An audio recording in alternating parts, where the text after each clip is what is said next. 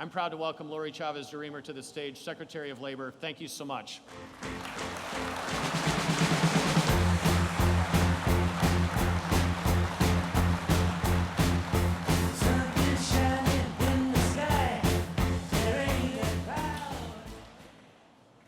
Thank you, Tom, for that kind introduction.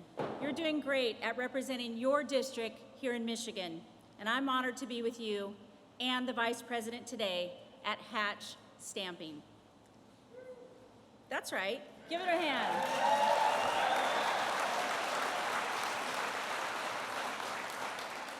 This is my first time on the road with the Vice President Vance, and it is fitting that we're starting right here in the heart of America's industrial revolution as we continue fighting to put America workers first. With close ties to businesses and unions, I was thought by some to be an unconventional pick to serve as the Labor Secretary in a Republican administration. But President Trump and Vice President Vance ignited a historic coalition, and they wanted someone who could bring everyone to the table and listen to the voices of the forgotten working class. No one understands this better than the Vice President, and I am grateful that he and the President trusted me to serve as your 30th Secretary of Labor. I'm proud to deliver this message. The golden age of America is here.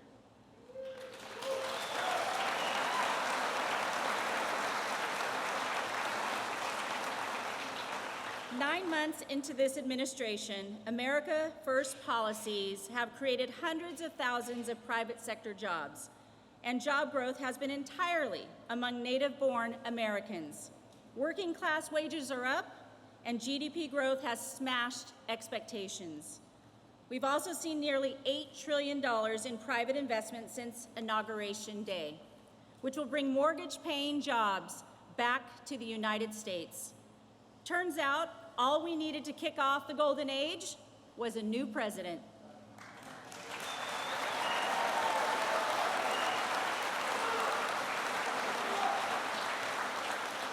We have a master negotiator in the Oval Office who is putting American interests first again.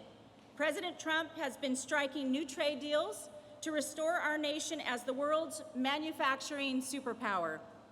Time and again, this administration has proven its commitment to putting American workers first. A prime example is the working family tax cut that President Trump and Vice President Vance spearheaded. This big, beautiful bill delivered no tax on overtime, no tax on tips, and no tax on Social Security.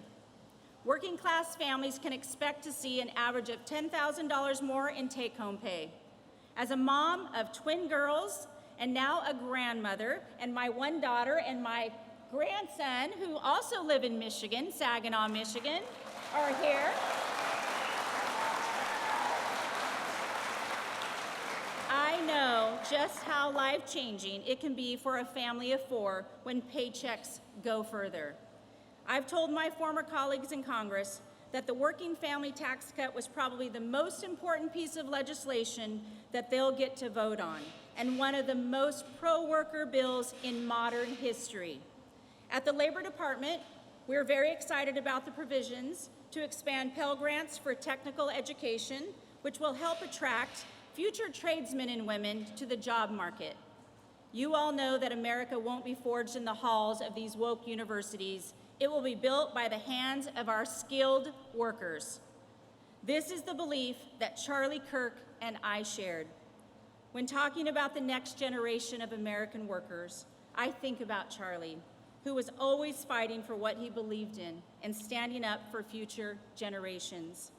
It's been 1 week since we lost him, and my prayers are with his wife Erica, his beautiful children, and all of his loved ones.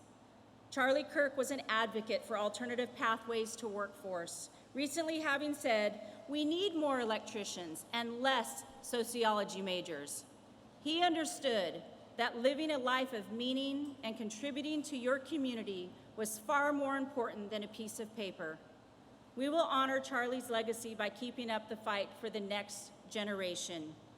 And we're going to do that by continuing to expand apprenticeships so that our young people have an alternative pathway to success beyond a four-year degree. Since January, I'm proud to announce that the Department of Labor has registered over 180,000 new apprentices, and nearly 1,800 new registered apprenticeship programs have launched nationally. I'm confident that we will reach President Trump's goal of 1 million active apprentices across this country. But we can't achieve this goal without learning the needs of our communities. You know, when I started this job, I told my team that I wanted to be on the ground hearing from you all directly. That's why I launched my 50-state tour, America at Work, to learn how the actions in Washington impact your daily lives.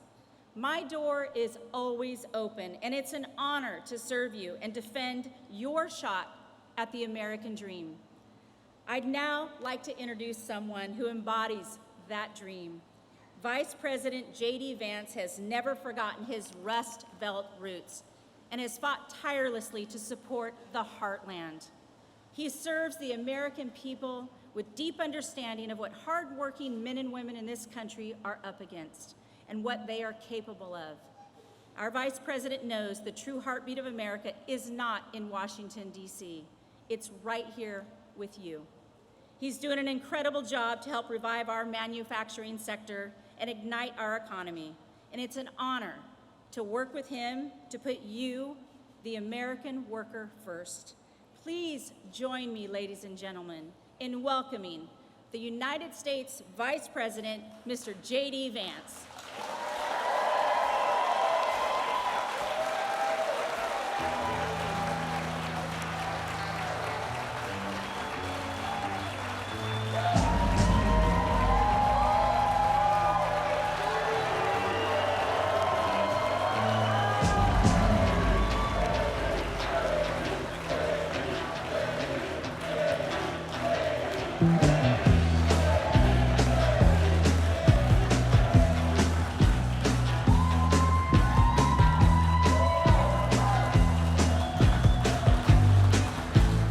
Thank you guys, please. Thank you all. Well, it's great to be here in the great state of Michigan. I always loved coming to Michigan on the campaign trail, and I'd always said, you know, the most dangerous place maybe this Ohio State grad visited was Michigan on the campaign trail, but you all were always kind and friendly and good to me. We love you too. Thank you, sir. It's good to see you again, man. I'm not going to do that here. Somebody yelled out OH. I'm not doing that here. Don't insult your hosts is the basic thing that I learned in politics. Let me just say a few things, a few words of gratitude. First of all, you guys are lucky to have a great congressman who fights for working people in the state of Michigan. Tom Barrett, where are you, Tom? Thank you so much for what you do.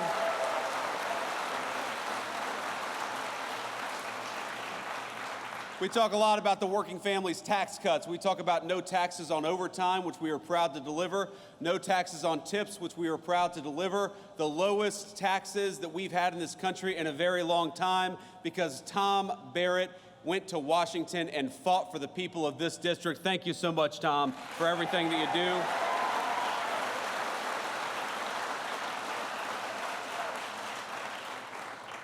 I want to thank, of course, the leadership of this great American manufacturer. Hatch was founded in 1952 by two brothers.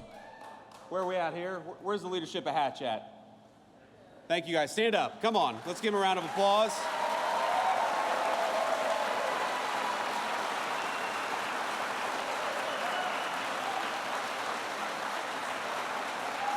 Thank you guys. I got a little tour with Daniel Craig and Wally earlier today. Thank you guys so much. I'm not going to try to pronounce your last name, Wally. I don't want to insult you or look like an idiot in front of the TV cameras, but you guys, this is a great facility. So it started, of course, manufacturing parts for M1 rifles for the American warfighter, and now it manufactures all kinds of automotive components that we rely on each and every single day. And one of the things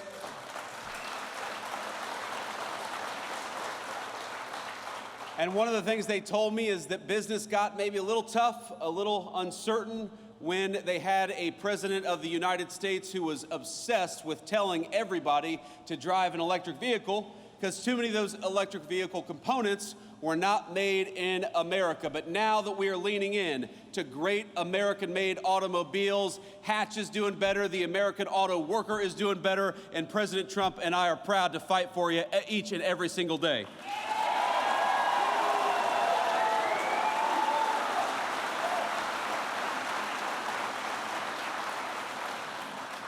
I've also got to thank our incredible Secretary of Labor. You just heard from her, Secretary Chavez DeRemer. Let's get a round of applause for the great Secretary of Labor.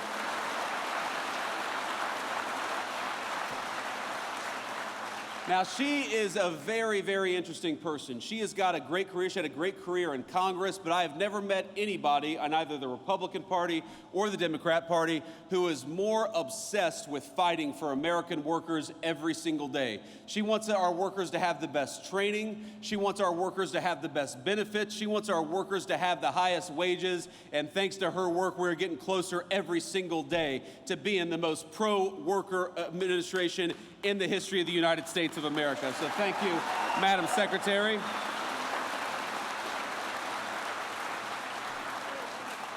We also have Michigan GOP Chair Jim Runstad. Where's Jim at? Jim, thank you for everything that you're doing.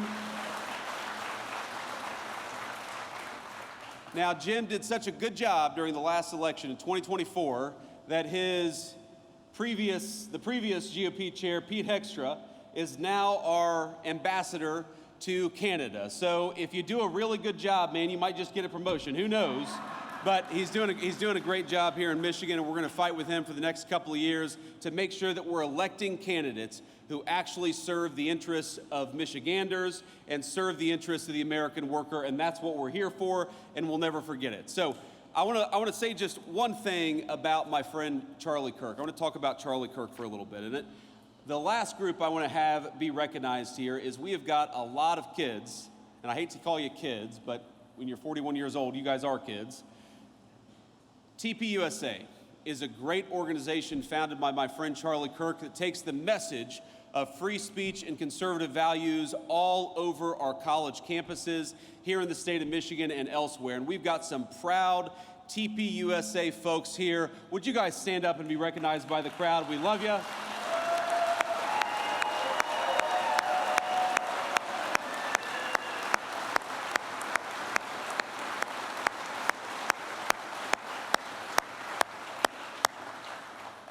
We love these kids, and we love the organization that was founded by Charlie Kirk. And I know I speak for all of the kids behind me, all of the great TPUSA members, and also the alums, that over the past 10 years, Turning Point USA has not just been an organization, it has been the fountain of a movement all across the United States of America. If you look at just the youth vote in 2024 and how much young voters shifted from Democrat to Republican from 2020 to 2024, Charlie Kirk created a movement. And that movement made Donald J. Trump the President of the United States, and it made me the Vice President of the United States. I would not be here without Charlie.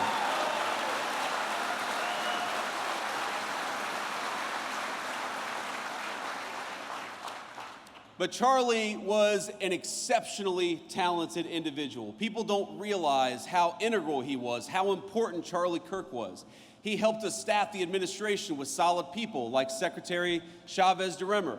He made sure that when we hired somebody that it was a smart person, but it was also a kind and decent person. You see him at these college events, and he would talk to anybody. He didn't care if you were a Democrat, a Republican, a liberal, a conservative, if you supported the Trump administration or not. He felt that the most important American political virtue was to just get out there and talk to our fellow Americans. And I hate to say that a week ago, he was doing what he did best, he was doing what he loved, and an assassin gunned him down for daring to say things that assassin thought were wrong or shouldn't be said. Well, I think I speak for every person in this room, and I think I speak for a majority of our fellow Americans when I say we do not attack or commit violence against people because we disagree with their ideas. We debate ideas, and we're going to keep on debating them in honor of the great Charlie Kirk for as long as I have a microphone.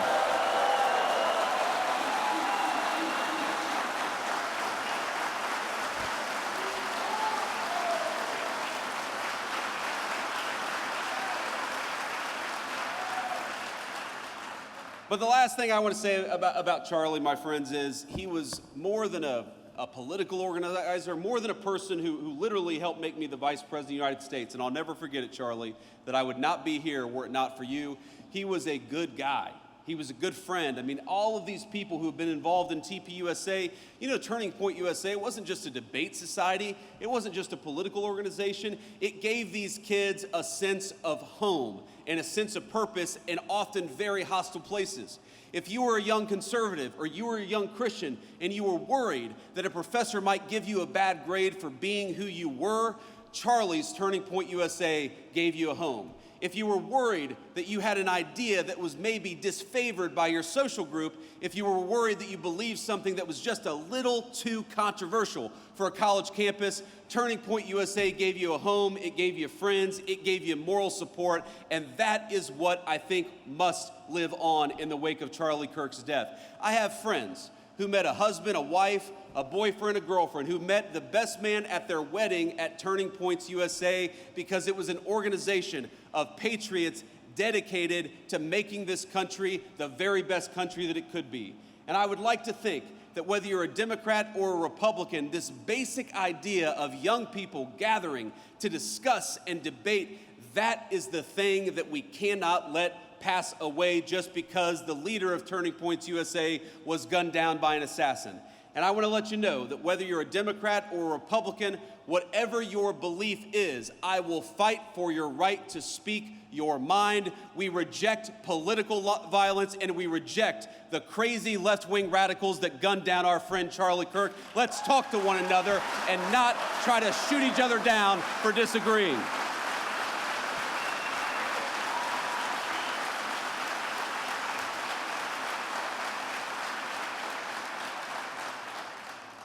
You know, one of the things that Charlie worked on very, very hard was the very bill that we're going to talk about today. I remember having so many phone conversations, so many text conversations with Charlie about how to make the bill better, about how to do more for working families, because you know what, Charlie, he believed exactly what I believed and exactly what the President of the United States believed, that we have got to rebuild the American dream, especially for our young people, which is why this big, beautiful bill does so much to bring American manufacturing back to the United States of America. These working families tax cuts, they don't just cut your taxes, though they certainly do. They reward companies for building and investing in the United States of America. Because isn't it nice to have an administration that is fighting for the businesses and the workers that are building right here at home rather than shipping our jobs off to Asia or Mexico?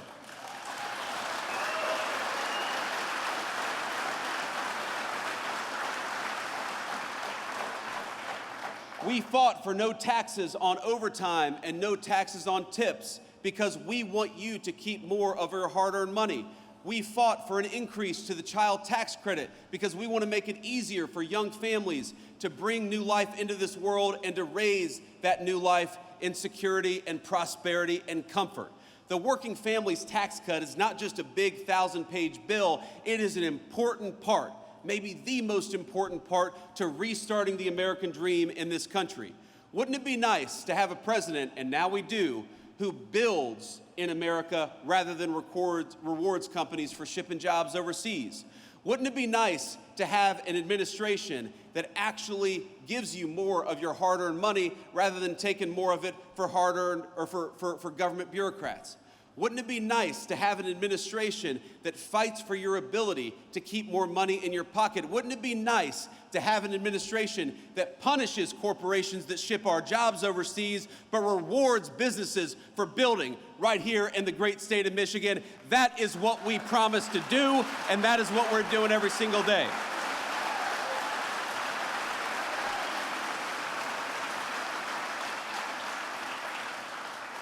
Now, I don't know if you saw the headlines this morning, if you turned on the TV this morning, but the president right now is participating in a great state visit to the United Kingdom, our closest ally, of course, going back to the very beginning of our country when we didn't always agree very early on. But pretty much since then, they've been very close friends of the United States, about 200 years, our most important ally in the world.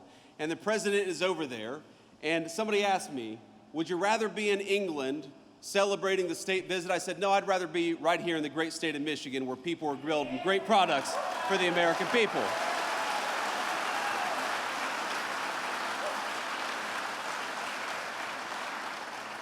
So with all due respect to our great president and all due respect to the King of England, I am so proud to be right here where I am today, with all of you talking about all of the ways in which we can continue to build an America that works for normal Americans again. And that means a lot of things. Part of making this country work for you all is making sure you're safe in your communities and safe in your streets. And one of the proudest things the President of the United States has done in Washington, D.C. and in Memphis as of a couple of days ago is to send the National Guard to take back American streets. We deserve to be safe in our communities again, and that's what the President is making happen.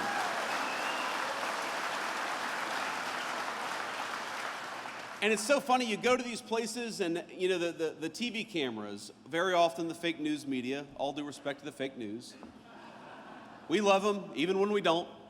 They show up in these places and they put a microphone or a camera in front of somebody who they assume is a Democratic voter, and they say, what do you think about Donald Trump deploying these people to your city? And every single person says, it's a great idea. I just want to be safe, and we're glad the president is making that happen.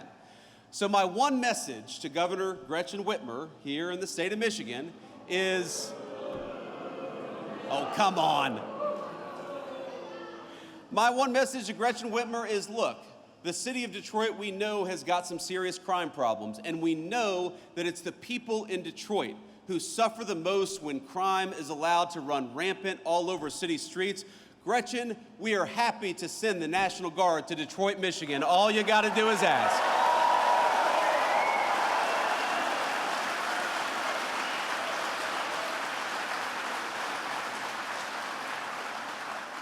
We got to remember, the streets are safer when law enforcement is allowed to put the bad guys away. And just as we want to protect your job and we want to make sure you have a good wage when you work hard, we also want to make sure when you go home, you can enjoy your neighborhood and enjoy your community in safety. You know what else we want to do? We want to make sure that our young people stop dying of this terrible poison, this fentanyl and other drugs that are being brought in by these cartels.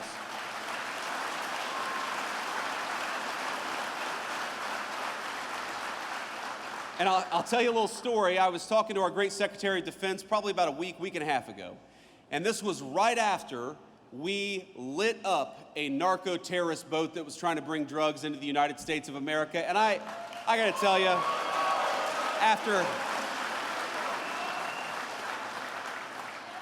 I am a child of the war on terrorism era. I served, just as Tom did, in our military. I deployed to Iraq as a United States Marine, a young enlisted United States Marine. I am proud to have a president who is sending our military to light up the cartels that threaten our people in our own backyard. That's where the military belongs, if they belong anywhere.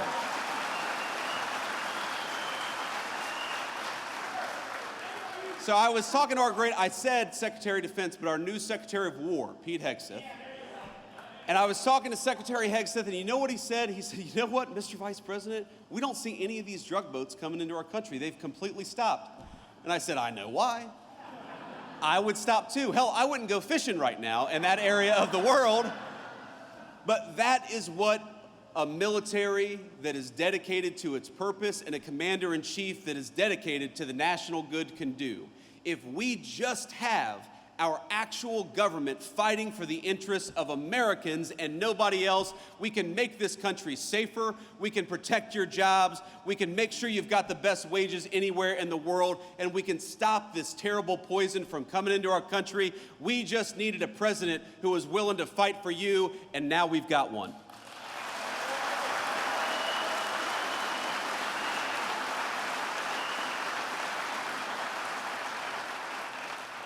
So let me leave you with this final thought here. Look, I grew up in a community, you heard Secretary Chavez DeRimmer mention this, that I grew up in a community where the American dream seemed to be disappearing, where the jobs were getting shipped overseas, where the factories were closing down.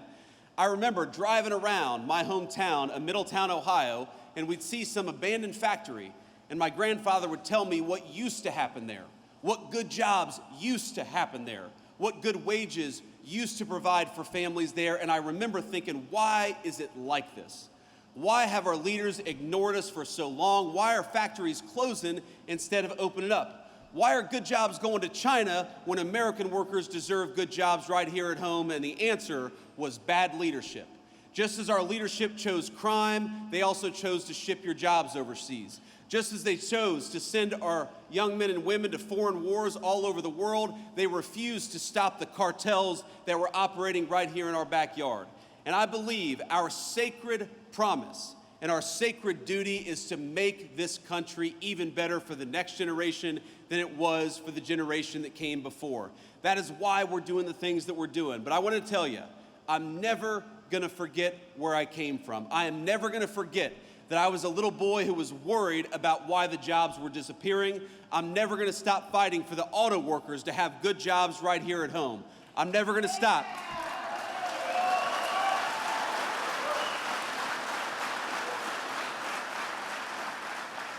I'm never going to stop, and neither is the President of the United States, from fighting for your public safety, for your good wages. We're going to fight for when you send $1 to Washington, D.C., that we spend it wisely. We're going to fight for you to have low taxes. If you're working hard, we're going to fight for you to keep as much of your hard-earned money as possible, because I believe that the American dream belongs to American citizens, not to illegal aliens, not to drug cartels, and it doesn't belong to foreign workers. It belongs to workers right here in the state of Michigan.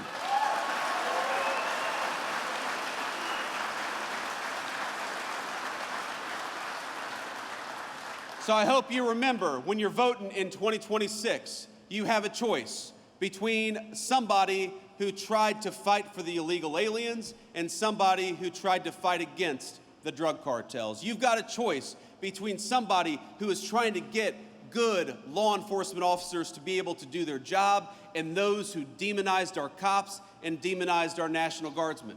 You've got a choice between politicians who shipped your jobs overseas and politicians who fought to keep good American jobs right here at home. Ladies and gentlemen, in November of 2026, we are going to have to make a choice. Let's make it for America, for our workers, and for our families. God bless you all, and thank you for having me.